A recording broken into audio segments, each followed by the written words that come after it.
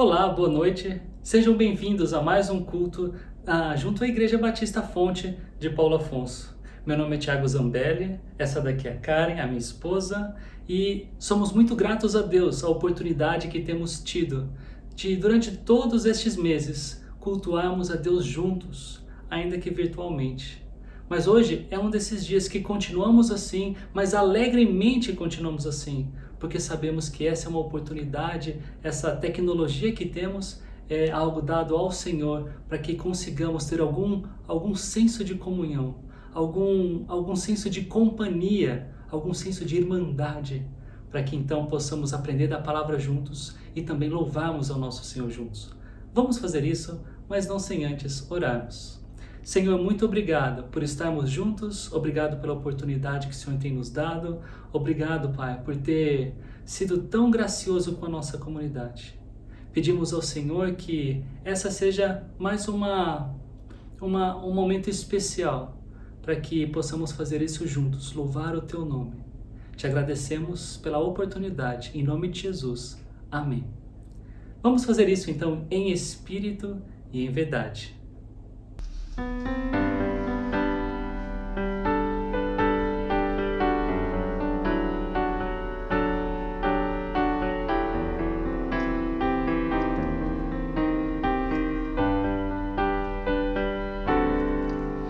Em espírito,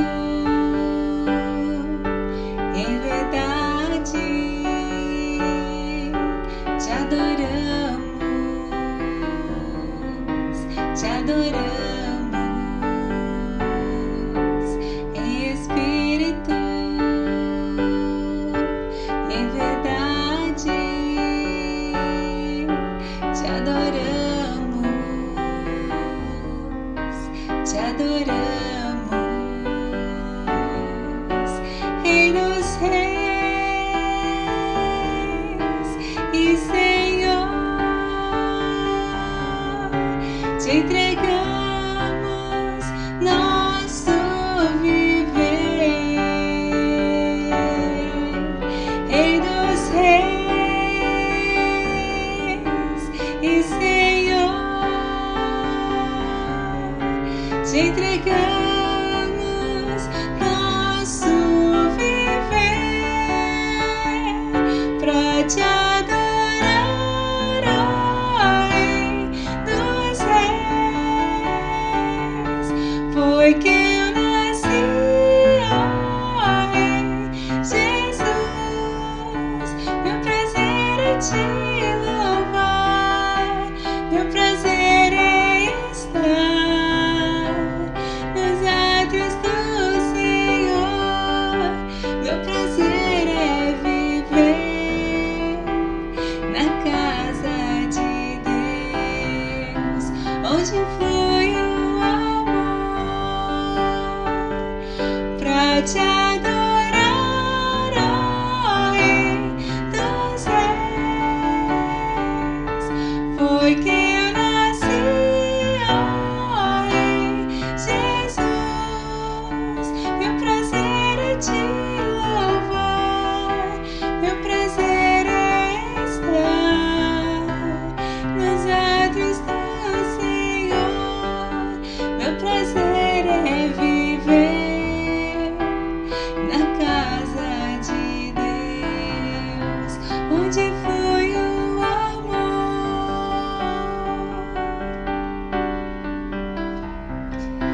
ministrando louvor,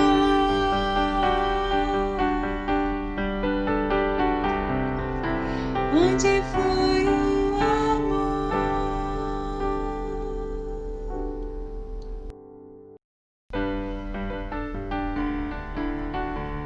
Eu te bendirei ao Senhor. Vamos cantar juntos?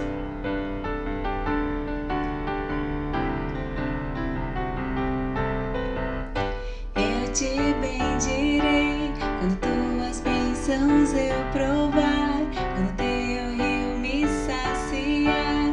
Eu te bendirei, eu te bendirei quando no deserto estiver, quando a solidão me envolver. Eu te bendirei.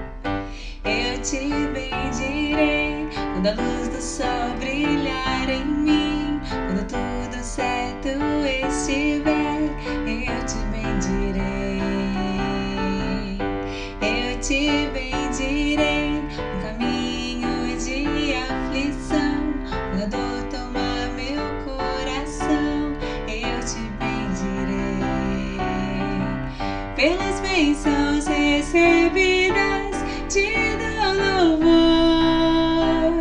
Quando as trevas me secarem, cantar eu vou. Eu te bendirei, Senhor, eu te bendirei,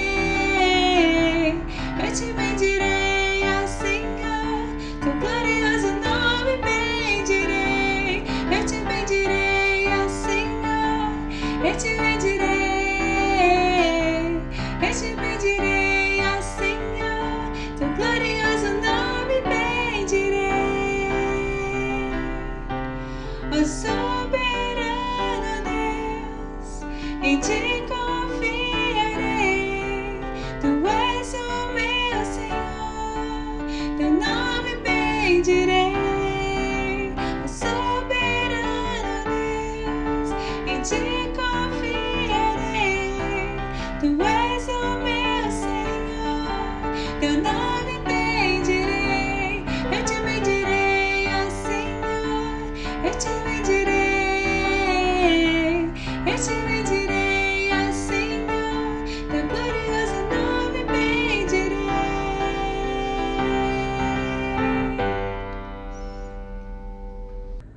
O ano de 2020 não tem sido fácil para ninguém.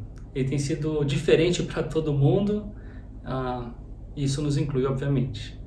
Também, e especialmente porque nós, como casal, temos 3 filhos, o Enzo, de 11 anos, temos a Mila, de 5, e a Nara, de 1, e administrar o tempo, todo o tempo dentro de casa, né? O tempo do Enzo com as aulas virtuais na escola, a Mila também com aulas virtuais na escola, a Nara aprendendo a caminhar, a Karen precisando fazer os deveres de casa, eu precisando fazer os deveres junto ao meu trabalho. Tudo isso foi um desafio muito grande.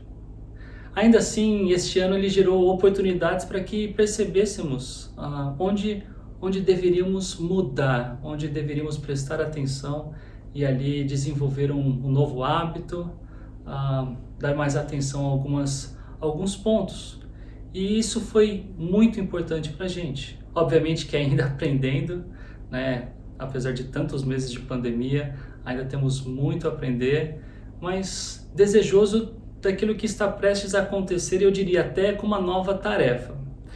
Quando a pandemia começou, eu precisei aprender a editar vídeos, eu precisei entender um pouquinho melhor de som, de como gravar, de como fazer essas coisas para que pudéssemos ter os cultos de forma virtual. É uma bênção de Deus perceber que durante esse tempo Ele também emprestou para a gente algumas pessoas com expertise nessas áreas e que ajudaram a gente de forma tão generosa e tão boa até esse ponto. E eu falo por quê? Porque no próximo domingo nós esperamos estar juntos presencialmente. Vai ser um novo desafio, porque nós ainda estamos no momento de pandemia, ainda estamos orando, ansiosos para que logo tenhamos uma vacina que seja eficiente. Então é muito gostoso mesmo olhar para esse ano e apesar de toda essa dificuldade, apesar de todo esse cansaço, perceber como o Senhor ajudou a nossa comunidade, não somente a nossa família, a nossa comunidade, a Igreja Fonte, a estar juntos, a caminhar juntos, olhar aqueles números durante os cultos virtuais e perceber que as pessoas que estavam conosco continuam conosco e o melhor ainda é escutá-las de como elas têm crescido e desenvolvido o seu relacionamento com Deus. A gente agradece ao Senhor e queremos orar por isso agora, tanto por esses desafios que nós tivemos, tanto pelas soluções que Ele nos deu, mas também por essas oportunidades junto à nossa igreja, junto à nossa comunidade. E agora pedir também pelos desafios que temos à frente com os cultos presenciais chegando logo aí. Vamos orar.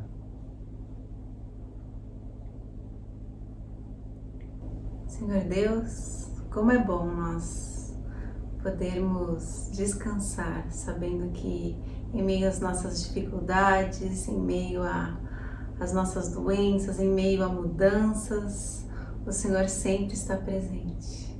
O Senhor que é onipotente, o Senhor que é soberano, o Senhor que é incomparável. E o que é melhor ainda, o Senhor que nos ama com um amor imenso, Pai. Te louvamos por quem Tu és, por tudo aquilo que Tu fazes nas nossas vidas.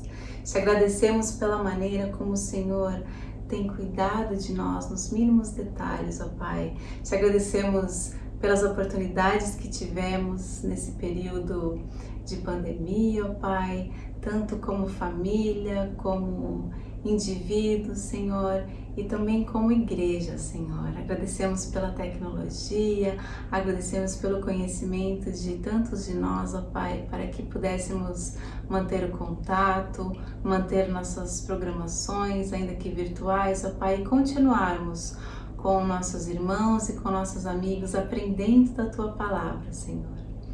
Temos novos desafios pela frente, ó Pai, estamos muito felizes, somos muito gratos, porque parece que poderemos voltar a nos reunir presencialmente, Senhor, que as coisas estão mudando e queremos pedir por isso, Pai querido, que sabemos que o Senhor está à frente de tudo, então continue nos dando sabedoria, nos dando calma, tira de nós ansiedades e medos, ó Pai, que não fazem parte desse momento. Abençoa, ó Pai, os nossos cultos, as nossas programações, todos aqueles que estão participando conosco e que querem aprender mais de Ti, Senhor. Que sejam momentos prazerosos, que sejam momentos para o Teu louvor, para a Tua honra e para a Tua glória, Pai. Muito obrigado mesmo por tudo aquilo que o Senhor já tem feito entre nós e que nós não temos dúvidas que o Senhor continuará fazendo. Em nome de Jesus Cristo, Seu Filho amado, que eu oro. Amém.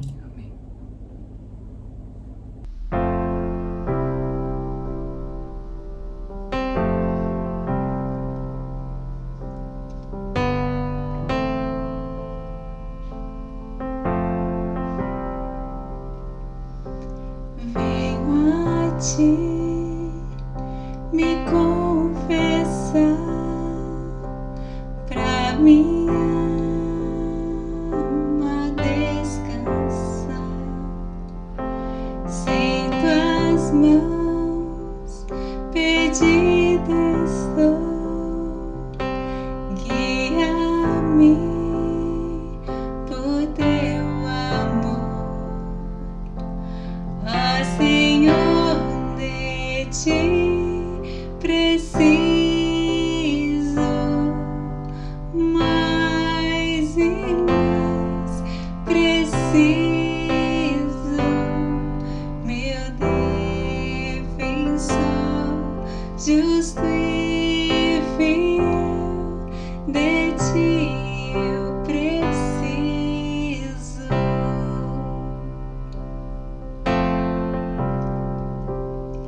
Se estou perdido, encontro a graça, e onde a graça Tu estás. Se estás aqui, a liberdade,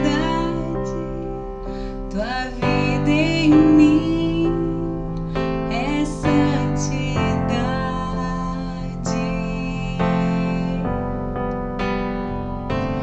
Ó Senhor, de Ti preciso, mais e mais preciso,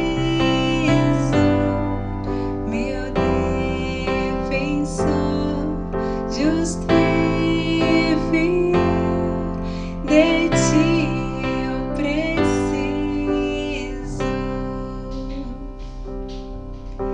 E quando a tentação surgir, que minha vida cante a Ti. E se eu não conseguir mais suportar, Teu amor me guardará.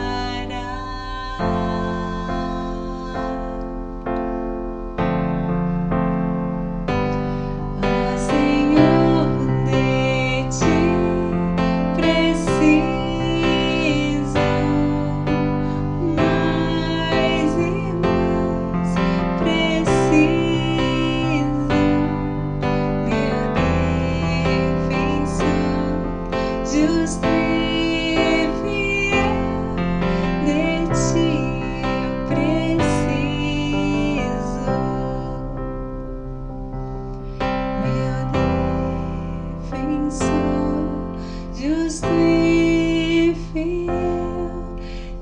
ti eu preciso.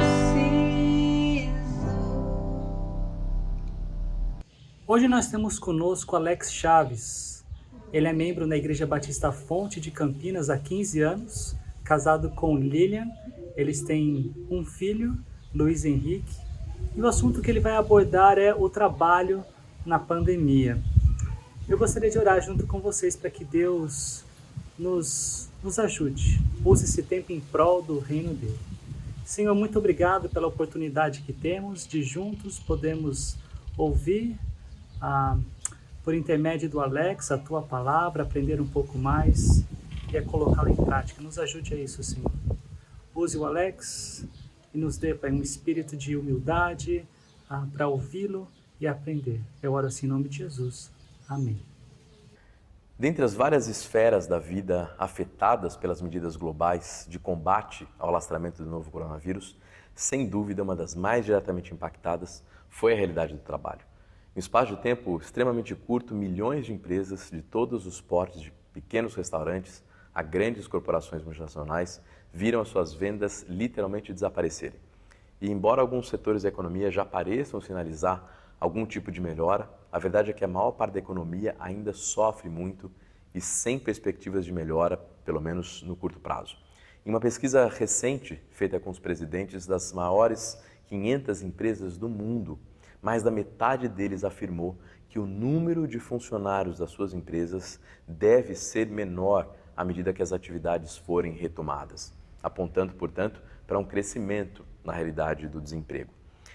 Embora isso seja bastante desafiador, sobretudo para aqueles que pensam em desenvolver e crescer na sua carreira e vão ter à frente menos oportunidades, e também para os jovens que irão ingressar no mercado de trabalho daqui a alguns anos, a verdade é que a realidade do desemprego não é efetivamente nova para nós brasileiros. Em função do nosso histórico econômico e da sucessão de crises que nós já atravessamos, lidar com o desemprego é algo que já teve diante de nós, que de uma forma ou de outra foi superado. Mas o fato é que no contexto da pandemia, algo efetivamente novo tem acontecido. É como se nós tivéssemos viajado para o futuro e uma série de tendências que eram previstas para o trabalho, mas que só aconteceriam daqui a 2, 5, mesmo 10 anos, passaram a acontecer e se consolidaram agora. Por exemplo, há muito tempo se fala sobre como no futuro o trabalho seria remoto, ou seja, ele não seria desempenhado nas instalações da empresa, mas na casa das pessoas. O fato é, nesses dias, empresas inteiras, se não tivessem alocado os seus funcionários para o trabalho remoto, para o conhecido home office, teriam deixado de funcionar. Da mesma maneira, já se projetava há alguns anos a substituição de seres humanos em uma série de posições no mercado por ferramentas ligadas à inteligência artificial ou a mecanismos de automação.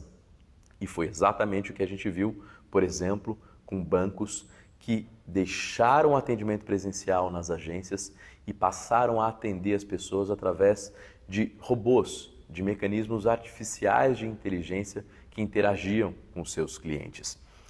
Agora, o fato é, por que é importante estudar sobre essas coisas? Não é possível imaginar que, uma vez que a realidade seja retomada, que eventualmente a gente veja o advento de uma vacina, mesmo que demore, o trabalho, a vida como ela era antes, não deva ser retomada. Pois esse é o fato. Há uma série de estudos e pesquisas sendo feitas nesse momento que apontam para o fato de que as mudanças que foram implementadas durante a fase da pandemia, na realidade do mercado de trabalho, irão modificar para sempre a natureza do trabalho. São mudanças sem volta e que irão afetar o onde do trabalho, o que do trabalho e o como do trabalho. É por isso que nesses próximos minutos eu gostaria de refletir com vocês sobre aquilo que é a palavra de Deus, sobre as lentes que a palavra de Deus, que é imutável e que não foi surpreendida pela realidade da pandemia, nos oferece sobre esse ambiente caracterizado por tanta volatilidade, por tanta mudança. A palavra de Deus aponta para uma forma prudente, sábia e extremamente prática sobre como navegar as mudanças que nós teremos à frente já no curto prazo. E eu gostaria de fazer isso. Nós vamos refletir sobre essas mudanças olhando essencialmente para duas dimensões, para dois grandes desafios que devem concentrar a maior parte das mudanças no mercado de trabalho. Primeiro, desafios que eu chamo de operacionais ou de adaptacionais. Provérbios 14:8 diz o seguinte: o prudente sabe para onde vai, mas os insensatos enganam a si mesmo. A palavra de Deus nos estimula a ativamente ler, analisar, sondar o ambiente em que nós estamos em busca de mudanças para que a gente seja capaz de tomar as melhores decisões. Talvez uma boa maneira de exemplificar isso seja a capacidade que Deus deu, por exemplo, ao camaleão. Um animal que é capaz de identificar as ameaças no seu ambiente e rapidamente modificar a sua cor como uma forma de mitigar, de diminuir as ameaças à sua vida. A palavra de Deus aponta para uma estratégia parecida para as nossas vidas. Nós temos de ser capazes de nos adaptar, de entender a mudança, de entender o ambiente e de agir de acordo com essa leitura. Esse é o primeiro conjunto de desafios. Mas ainda há uma outra dimensão, um outro conjunto, um outro grupo de desafios que nós teremos de enfrentar ao longo dos próximos meses e que eu estou chamando aqui de desafios transformacionais. Eles são transformacionais porque eles são atemporais. Eles não têm necessariamente a ver com o contexto específico e com as mudanças que estão sendo ensejadas pela pandemia. Esses são desafios que dizem respeito à natureza caída e pecaminosa do homem. São questões intrínsecas e que foram desafios relacionados à nossa postura em relação ao trabalho desde sempre. E esse conjunto de desafios, os desafios transformacionais, pedem o tipo de mudança no coração e na mente a que Paulo se refere em Romanos 12:2, quando ele diz que nós temos de passar por uma metanoia, por uma transformação da nossa abordagem e da nossa leitura em relação à vida. Pois bem, vamos falar inicialmente dos desafios adaptacionais. Embora o cenário de médio e longo prazo seja ainda bastante incerto e seja difícil estabelecer com absoluta segurança o que efetivamente será o mercado de trabalho, já é possível se afirmar com alguma segurança que pelo menos 3 tendências irão se consolidar já de imediato. E a gente vai falar sobre algumas das características dessas 3 tendências. A primeira delas, essa é que talvez nós estejamos avaliando e percebendo com mais frequência, é a consolidação do home office. O fato é que empresas inteiras enviaram toda a sua força de trabalho, todas as suas equipes para trabalhar a partir de casa. E a verdade é que isso deu muito certo, pelo menos na maior parte dos casos. Então, uma situação que era específica de alguns segmentos, de algumas empresas, de algumas posições, por exemplo, pessoas na área de tecnologia já adotam o home office como a sua regra de trabalho há alguns anos. Nessa pandemia, o mercado pôde experimentar que o home office de fato funciona. As empresas continuaram operando, as pessoas continuaram vendendo, atendendo e os resultados foram muito bons. Isso deve, de fato, levar empresas, muito em função da redução de custos que o home office traz, à medida que elas não têm mais de investir em grandes áreas, em grandes prédios, em grandes escritórios, e há uma série de outros custos associados, não só o de espaço, mas custo da água, custo do café, custo do pessoal de limpeza.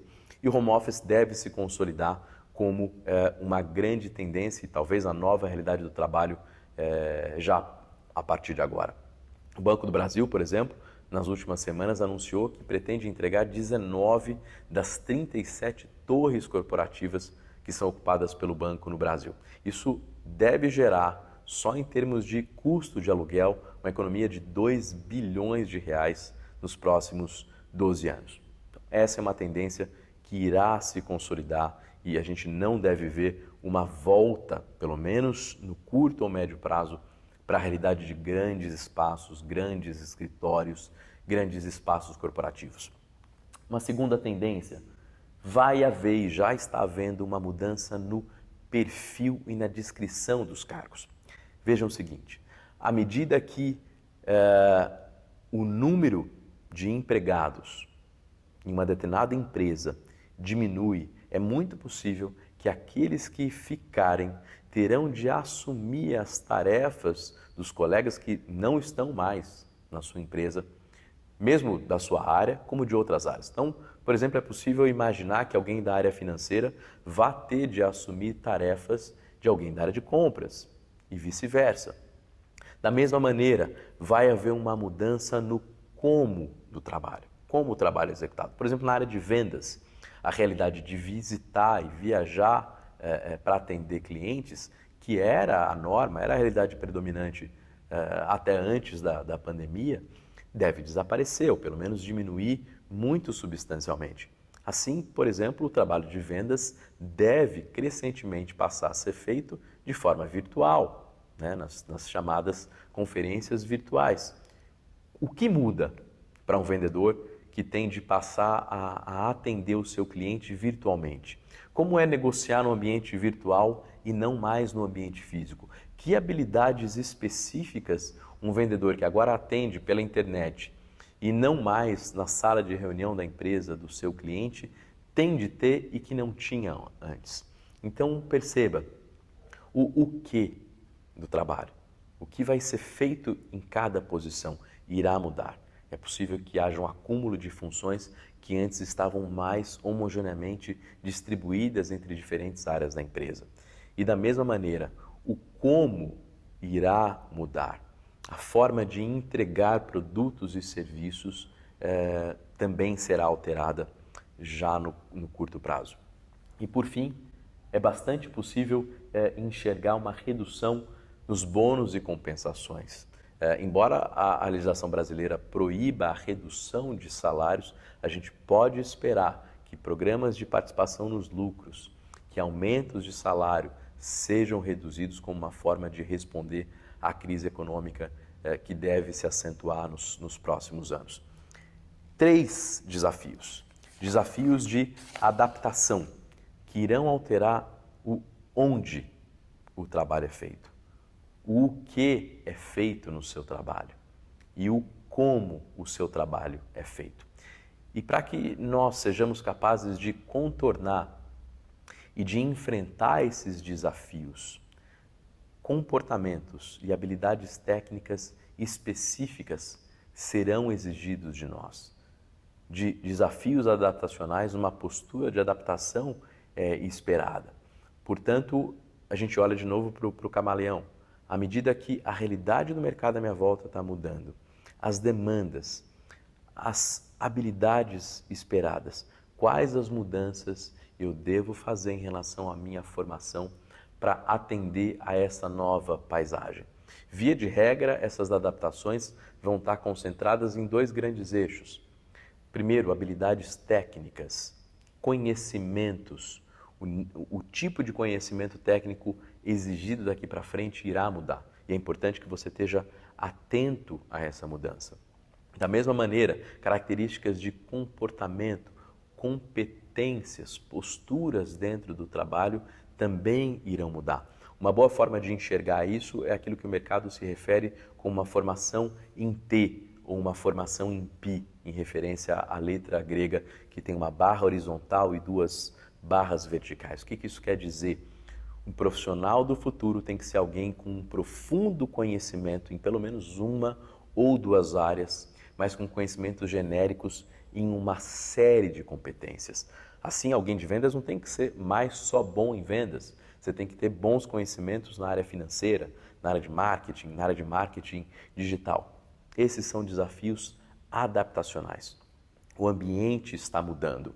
O homem prudente tem que ser capaz de enxergar, identificar com sensibilidade essas mudanças e discernir o seu caminho. Perceber que mudanças têm que ser feitas a fim de que ele possa manter a sua empregabilidade. Isso já era importante antes e a pandemia, sem dúvida, agravou essa situação e incrementou a necessidade por adaptação. Pois bem, há também um outro conjunto de desafios, como eu me referi há alguns minutos, e que eu estou chamando aqui de desafios transformacionais. Eles são transformacionais porque eles não foram produzidos por essas mudanças na pandemia. Esses desafios já estavam presentes. São desafios atemporais. E eles também são um grande obstáculo para que nós sejamos capazes de ter carreiras bem-sucedidas, entendendo que uma carreira bem-sucedida é uma carreira que glorifica e que atende aos propósitos de Deus para a sua vocação, para o seu chamado, qualquer que seja ele. A gente vai falar sobre isso em breve.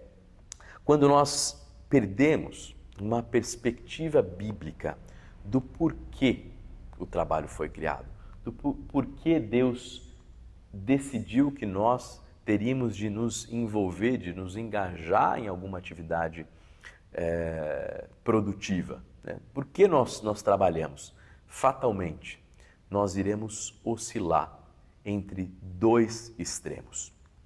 O primeiro extremo, no qual nós incorremos quando a gente não enxerga os propósitos de Deus para a realidade do trabalho, é nós enxergarmos no trabalho um ídolo. E o que é ídolo, gente? Um ídolo é tudo aquilo que nós colocamos no lugar de Deus com o objetivo de atender aos desejos mais profundos e aos anseios mais amplos das nossas almas. Tudo aquilo que é colocado no lugar de Deus para nos dar só aquilo que Deus é capaz de dar é um ídolo. E o fato é que carreiras, que o nosso trabalho tem uma altíssima capacidade de nos entregar aquilo que nós imaginamos que irá trazer satisfação para as nossas vidas.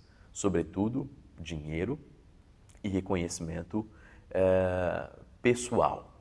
Portanto, esse é um extremo. Nós extrairmos a nossa identidade, o nosso valor, o nosso senso de propósito do nosso trabalho. Enquanto nós não entendermos que nós somos valiosos, que a nossa identidade, que o nosso senso de valor próprio não vem da nossa carreira, não vem de quanto a gente ganha, não vem do tapinha das costas do nosso chefe, mas vem da obra redentora realizada pelo Senhor Jesus na cruz do Calvário, que nos salvou, que nos redimiu, que nos perdoou a despeito dos nossos pecados. Nós continuaremos cavando cisternas, poços rotos, que não são capazes de segurar a água. É como um poço que você cava e logo ele se enche de água e você toma aquela água e se sacia, mas no dia seguinte aquele poço, aquela água já não está mais lá. Isso acontece nas nossas carreiras.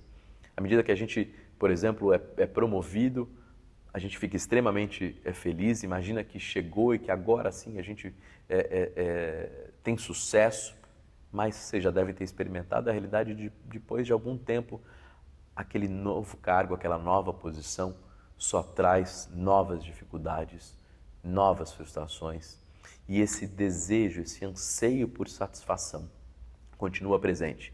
Isso nos coloca numa roda viva de sempre imaginar que é o próximo aumento, que é o próximo cargo, que é a próxima posição, que por fim será capaz de satisfazer esses desejos. Esse é um extremo. É onde nós vemos o nosso trabalho como um grande ídolo, como o único meio de nos fazer de fato felizes e de nos levar a nos enxergarmos como profissionais bem-sucedidos. Mas há um outro extremo que é igualmente perigoso, e é de ver no trabalho algo sem significado. Já que o trabalho é tão difícil, né? O trabalho é tão penoso, já que, como se diz por aí, ninguém é insubstituível, já que eu trabalho e arrumo para no dia seguinte tudo está errado de novo, já que meus colegas não cooperam, já que meu chefe não me ajuda e parece ir contra tudo que eu proponho, quer saber? Talvez o melhor a fazer seja simplesmente aturar às 7 horas da minha segunda-feira até às 18 horas da sexta-feira, fazer o mínimo possível para simplesmente ter meu salário e aí sim, a partir das 6 horas da tarde da sexta-feira, me dedicar àquilo que realmente me faz feliz. Talvez um churrasco com os amigos, talvez algum hobby, uma viagem. Essa realidade, que é a perspectiva de muita gente sobre o trabalho, foi muito bem expressa por uma música que fez muito sucesso há alguns anos, do Leandro Leonardo, que é Cerveja. Então a música dizia o seguinte: hoje é sexta-feira, chega de canseira, nada de tristeza, pega uma cerveja e põe na minha mesa. Hoje é sexta-feira, traz mais cerveja, tô de saco cheio, tô para lá do meio da minha cabeça. Essa é uma perspectiva muito comum e muito popular. Nós tendemos a enxergar o nosso trabalho como algo sem valor, simplesmente como um mal necessário, algo que eu tenho que fazer para ter um salário, para prover para minha família, mas para aí então, a partir do final de semana, eu efetivamente poder ser feliz quando eu vou me dedicar a coisas que são mais importantes. E a gente passa a se guiar e a viver pelo mundo do menos. Menos esforço, menos qualidade, menos engajamento, menos pontualidade. E vejam, meus irmãos, Deus ama o trabalho duro. Deus ama o esforço. Todo trabalho é para Deus e deve ser feito como para Deus. E que se nós não desenvolvermos uma visão adequada sobre os propósitos do trabalho, o fato é que nós viveremos como um pêndulo, oscilando entre esses dois extremos. Ou tendo uma visão superestimada da importância do trabalho e tendo no trabalho o nosso ídolo, aquilo que nos define, que nos dá valor, que nos torna alguém importantes, ou no extremo oposto, tendo uma visão subestimada da importância do trabalho, como algo que simplesmente tem que ser aturado e levado adiante e suportado para que, a partir do final da sexta-feira, a gente possa abrir uma cerveja e finalmente sermos felizes. Por isso, nessa parte final, eu gostaria de considerar com vocês qual é a função do trabalho no plano original de Deus. É interessante como nós muitas vezes registramos na nossa memória a primeira imagem que nós tivemos de alguém que depois veio a se tornar importante para nós. Por exemplo, é muito possível que você se lembre ainda hoje a primeira vez que você viu o seu namorado, a sua namorada ou a pessoa que se tornaria o seu cônjuge. E eu ainda me lembro da primeira vez que eu vi a minha esposa em uma fotografia. Eu me lembro de como o cabelo dela estava arrumado. Eu me lembro das roupas que ela estava usando. Eu me lembro do sorriso dela. Portanto, a primeira imagem que nós temos de alguém é extremamente representativa e marcante sobre aquela pessoa.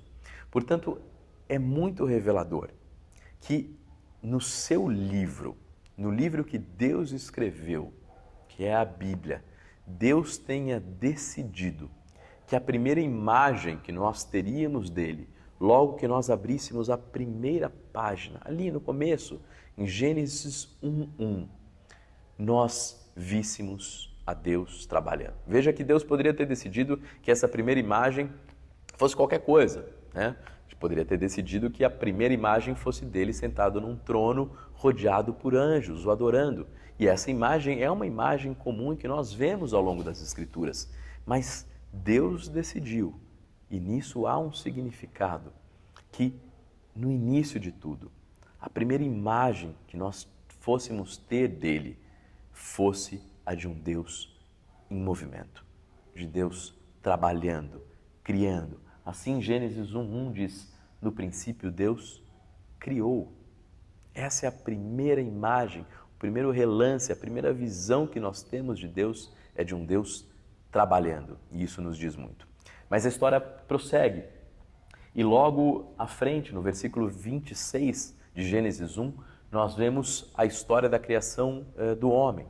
O homem é criado à imagem e semelhança de Deus. Significa que Deus toma muitos dos seus atributos, das suas qualidades, das suas virtudes, das suas características, e Ele cria um homem que reúne muitas dessas coisas, embora numa escala incalculavelmente menor do que a do próprio Deus, mas ainda assim, o homem tem a imagem e a semelhança de Deus.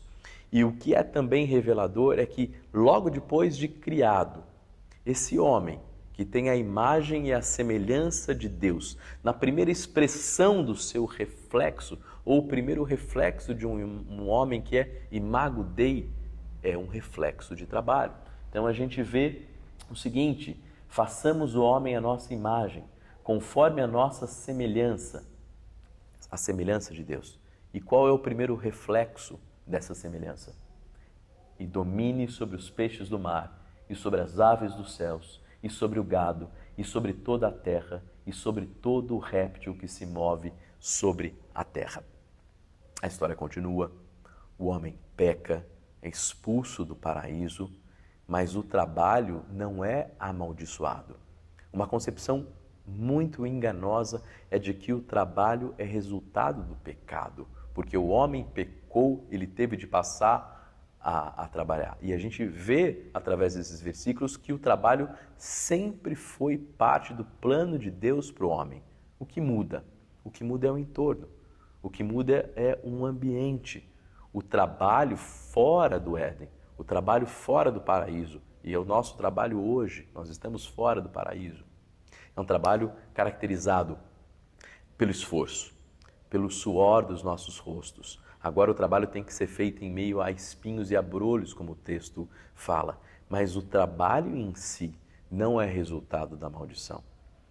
O trabalho sempre foi parte do plano original de Deus para o homem. E a história prossegue. Eu quero passar agora por 3 versículos ao longo da história que apontam para a permanência e para a existência do trabalho. Primeira passagem em Êxodo 1,14. Aqui a gente vê o seguinte em uma referência aos escravos hebreus trabalhando para o faraó no Egito. O povo tinha se tornado escravo e eles estão lá trabalhando para faraó naquelas grandes obras do Egito antigo.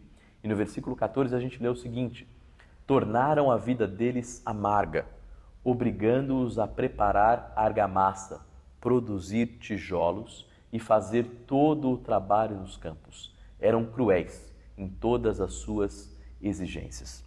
Então a gente vê aqui o povo de Deus sendo usado como mão de obra escrava e amassando, produzindo tijolos para as obras do grande império do Egito.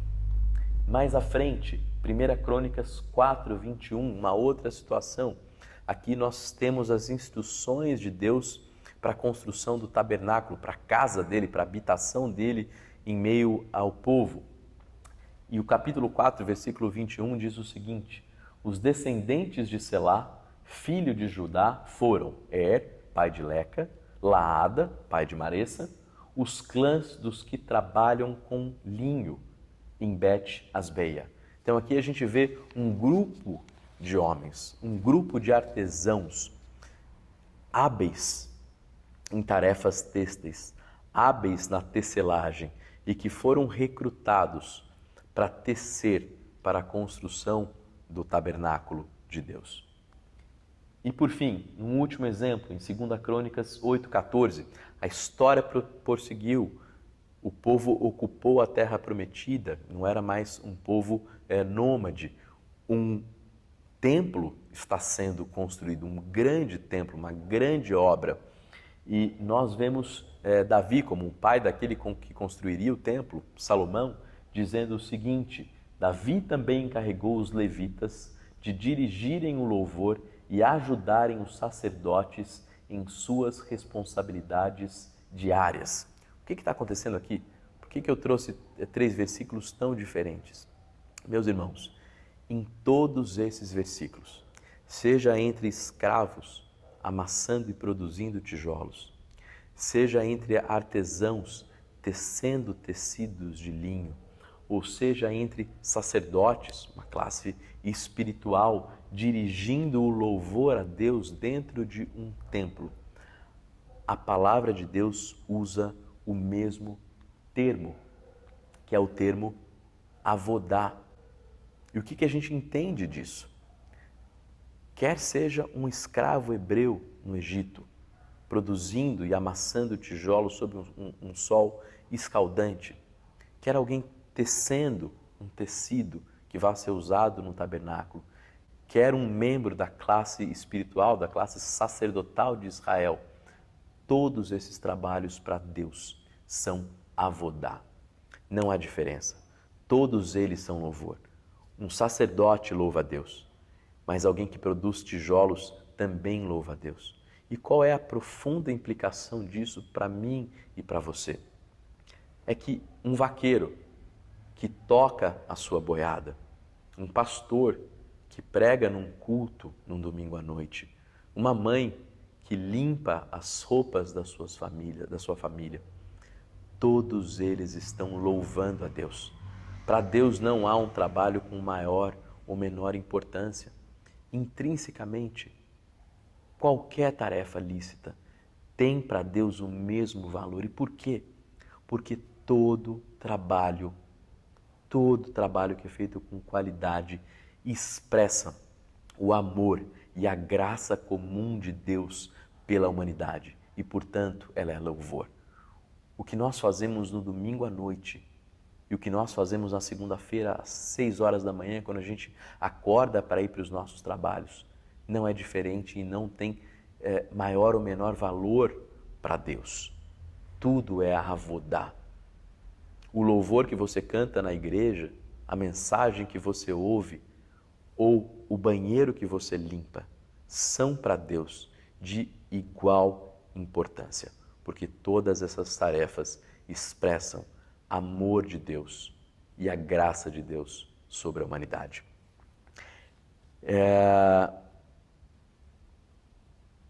Eu queria concluir, portanto, meus irmãos, olhando para o fato de que a pandemia já modificou e irá ainda modificar grandes áreas, grandes porções da realidade do trabalho. Primeiro, ela vai exigir, ela já tem exigido de nós a capacidade de nos adaptar a uma série de mudanças. O home office, o uso da inteligência artificial, a mudança na forma como produtos e serviços são fornecidos. E para superar esses desafios adaptacionais, nós temos de estar preparados para ler as mudanças no ambiente, entendermos o que está acontecendo e tomarmos decisões de forma a reduzir as ameaças e maximizar as nossas chances nesse novo cenário. Esses são os desafios adaptacionais.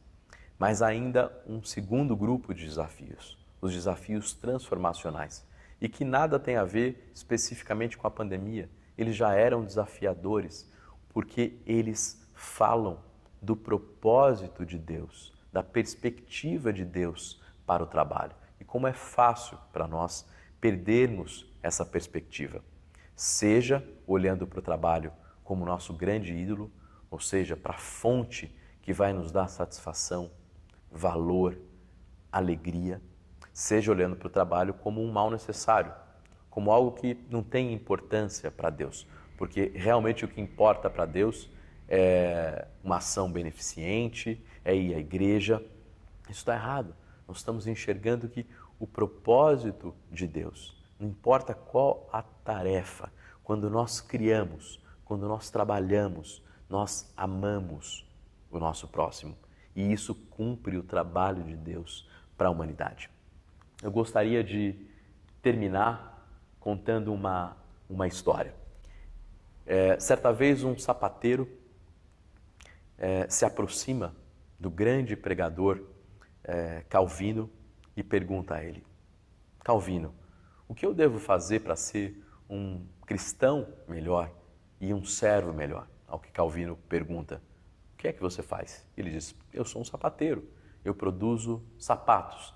Já imaginando que Calvino diria: deixe de trabalhar, deixe de produzir sapatos, vá para uma escola teológica, estude a Bíblia e então você irá atender e agradar a Deus e ser um cristão melhor. Mas, para surpresa desse sapateiro, o que Calvino diz a ele é o seguinte: produza os melhores sapatos possíveis e os venda por um preço justo. Agindo dessa forma, você terá glorificado a Deus com o seu trabalho. Obrigado, meus irmãos, que Deus os abençoe, os capacite a enfrentar a nova realidade do trabalho, entendendo o propósito de Deus. Entendendo que não importa o que você faz, pode ser limpando pratos, limpando banheiros, dirigindo uma empresa, curando vidas, vendendo remédios numa farmácia. Em qualquer uma dessas tarefas, você está vivendo o avodá de Deus. Trabalho é adoração, trabalho é louvor. Se alegre nessa realidade e já a partir de amanhã, louve a Deus com o seu trabalho. Obrigado, uma grande semana e que vocês permaneçam firmes na rocha que é a palavra do nosso Senhor Jesus Cristo. Um abraço. Eu não sei quantos de nós tínhamos a compreensão bíblica a respeito do trabalho. E conhecendo um pouco mais e melhor da palavra de Deus, nós podemos aplicá-la de forma a cumprir com o propósito pelo qual nós existimos. Adorar a Deus, anunciar o nome do nosso Salvador a todas as nações. E com isso em mente, vamos orar mais uma vez e pedir que Ele abençoe os nossos trabalhos. E aqueles que estão sem trabalho, que o Senhor dê a oportunidade para poder desempenhar isso e também louvá-lo por meio do trabalho.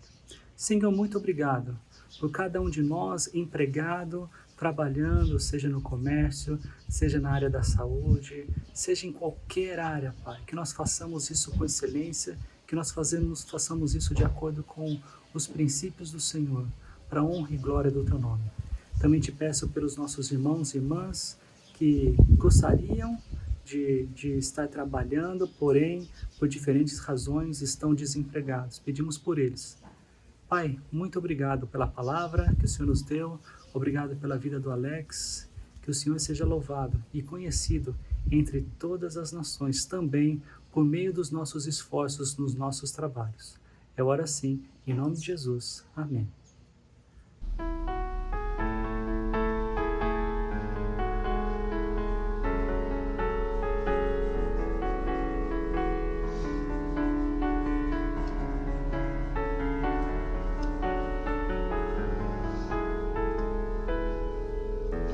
Sonda-me, Senhor, e me conheces. Quebranta o meu coração. Transforma-me conforme a tua palavra e enche-me até que em mim se ache só ti. E então usa-me, Senhor,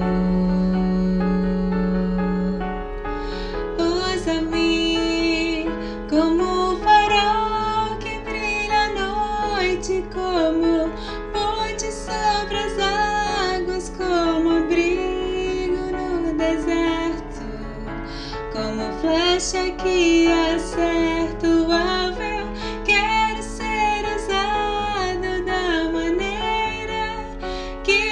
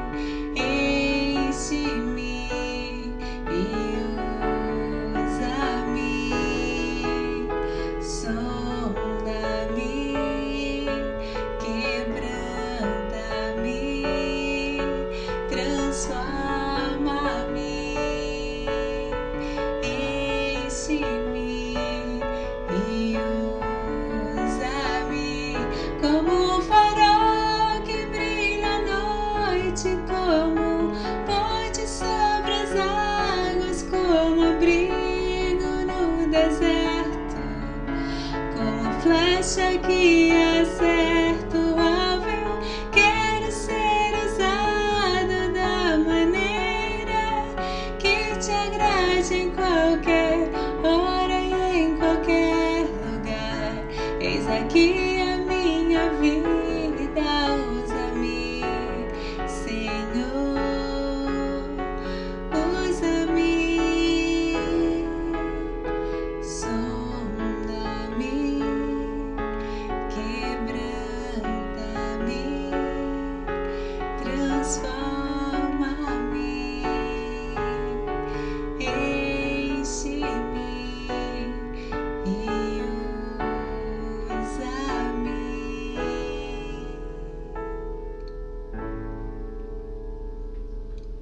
Chegamos agora a mais um fim do culto e eu queria deixar um recado para vocês, porque no próximo domingo, dependendo da graça de Deus, estamos trabalhando para isso também, estaremos juntos, presencialmente juntos. E para isso, nós queremos contar com a sua ajuda. Nós criamos um formulário, ele estará disponível nas nossas redes sociais, também será enviado para vocês que frequentemente participam da Igreja Fonte de Paulo Afonso. E eu espero que vocês façam isso com brevidade. Na verdade, o prazo é até sexta-feira, para que então a gente organize o nosso local e nós possamos estar juntos em segurança durante esse tempo de pandemia. Eu desejo a todos vocês uma ótima semana. Que Deus nos abençoe.